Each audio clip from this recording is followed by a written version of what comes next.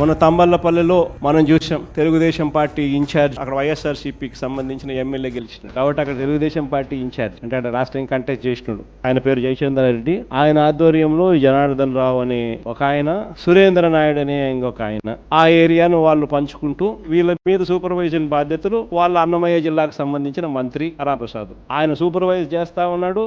ఆ ఏరియా అంతా వీళ్ళు పంచుకున్నారు. అక్కడ కుటీర పరిశ్రమ ఏకంగా బాటళ్ళు ఏకంగా మందులు తయారు చేస్తూ ఉన్నారు.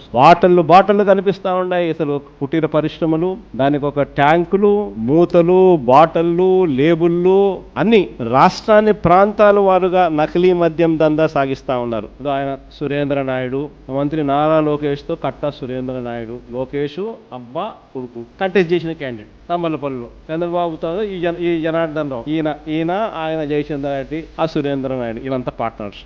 బీఫామ్ ఇస్తాను చంద్రబాబు నాయుడు బాగా కంటెస్ట్ చేయనైనా నువ్వు ఇంకా ఎమ్మెల్యే అయ్యి ఇంకా అంత రకరకాలుగా ప్రజలను ఇంకా హింసించు అని చెప్పి ఏకంగా బీఫామ్. తర్వాత ఆయన మంత్రి సూపర్విజన్, ఆయన రాంప్రసాద్ రెడ్డి ఆయన మంత్రి.